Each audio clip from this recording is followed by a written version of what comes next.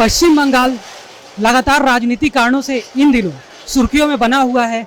अब इसी क्रम में बीजेपी जो है यहाँ की विरोधी दल है वो लगातार सीएम ममता के खिलाफ आंदोलन कर रही है। अब इससे ऐसा ही आंदोलन कुछ पिछले 2 दिनों से हो रहा था जो आज खत्म हो गया। बंगाल महिला मोर्चा जो बीजेपी के बंगाल महिला मोर्चा की इकाई है उन्होंने आंदोलन किया था और उनका नेतृत्व कर रही थी जो बंगाल महिला मोर्चा की अध्यक्ष है फाल्गुनी पात्रा जी। उनके नेतृत्व में यहाँ 2 दिन आंदोलन चला। इस दौरान कई बीजेपी के जो बड़े बड़े बंगाल के नेता हैं जिसमें शुभेंदु अधिकारी, इसके अलावा और भी बहुत से नेता हैं जो यहाँ पर उपस्थित रहे। शुभेंदु अधिकारी हुए, मनोज टिग्गा हुए, मीना देवी पुरोहित हुई, बंगाल बीजेपी के तमाम बड़े नेता सब यहाँ पर मौजूद रहे।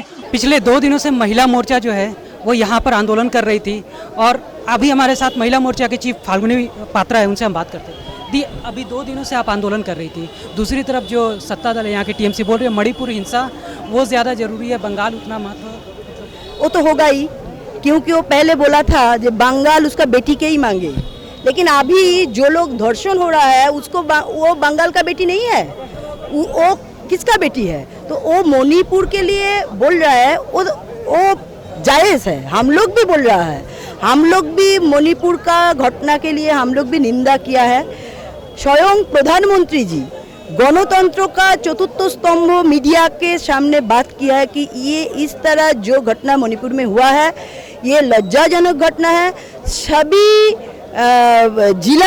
राज्यों में इसी तरह नारी के ऊपर घटना हो तो प्रशासन ठीक से व्यवस्था लेने के लिए वो बोला है, लेकिन यहाँ का जो मुख्यमंत्री वो एक बार इस घटना के लिए नहीं बोल रहा है, परंतु बोल रहा है कि ये घटना छोटा है, ये साजिश किया गया है, ये इसका प्रेग्नेंट है, उसका लव अफेयर है, किसको बोल रहा है खरीदार के साथ खुलासा था, ये सब बात बोल रहा है। क्योंकि मालदा, कालियाचौक, कोचबिहार जिस तरह से बुरी तरह से रेप करके उसको खून कर रहा है ये आतंकवादी ने, तो उसके लिए ममता बनर्जी एक बात भी नहीं बोला है, एक व्यवस्था भी नहीं लिया है। जो रेपिस्ट है उसके लिए एक भी घटना नहीं है जिसके वो सजा दिया है।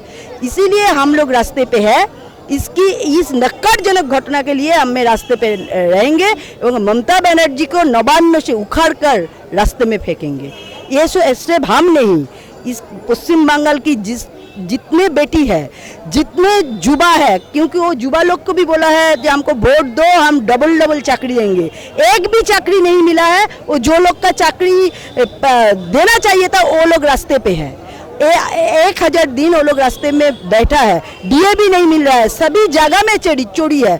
इसीलिए हम लोग ये भ्रष्टाचार सरकार, ये नारी निर्यातन सरकार, इसके खिलाफ हम रास्ते पे है, आंदोलन करेंगे। अच्छा, बोला जा रहा है कि आपने मणिपुर को लेकर मतलब पीएम ने जरूर उनकी भर्त्सना की थी, बावजूद इसके अभी तक वहाँ के सीएम का इस्तीफा नहीं हुआ।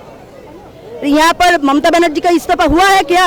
वो तो पार्क स्ट्रीट, कामदुनी, रानाघाट पर इतने बोल लिखा जाएंगे वो रेप जिसने हुआ है उसके ऊपर। कोई ममता बनर्जी एक बार तो इस्तीफा नहीं दिया है, एक बार तो कुछ बोला नहीं है। तो क्यों मणिपुर का घटना अलग है, वह राजनीतिक घटना नहीं है।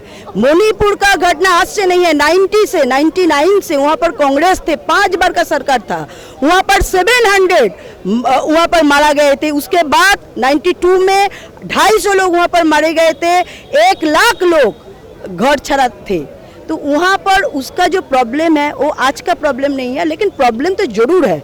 लेकिन वहाँ पर भाजपा 6 साल है, प्रधानमंत्री जी ने वहाँ का जो करना चाहिए वो कर रहा है, लेकिन यह खूब सेंसिटिव बात है, इसीलिए थोड़ा टाइम लगता है। लेकिन हम लोग चाहते हैं इस समस्या जरूर निकल आए और वहाँ का समस्या का समाधान है। अच्छा, 2 दिन से आप लोग आंदोलन कर रहे हैं, अभी तक क्या मिला और आप लोगों का आने वाला भविष्य का क्या योजना है आंदोलन करने? देखिए, हमारा जो यहाँ पर भ्रष्टाचार है,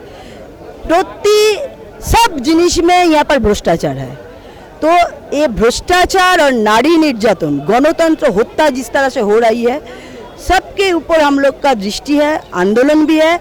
जब ये तृणमूल को हटा कर, जो तृणमूल कांग्रेस और सीपीएम, जो सीपीएम एक दिन बोल रहा था तो कांग्रेस का काला हाथ भांग दो, भेंगे दाओ, गुड़िए दाओ, वो काला हाथ लेकर वो लोग जोट किया है। तो सब भ्रष्टाचारी एक हुआ है, लेकिन हम लोग हैं जो ये भ्रष्टाचारी को एकदम निकाल के सड़क पर फेंकेंगे और यहाँ का जो जनगण, जो पब्लिक है, वो उसको फेंकेंगे रास्ते पे और बीजेपी को वोट देंगे और बीजेपी अगले बार यहाँ पर कमल खिलाएंगे और चुनाव में जीतेंगे, यहाँ पर सरकार ले आएंगे।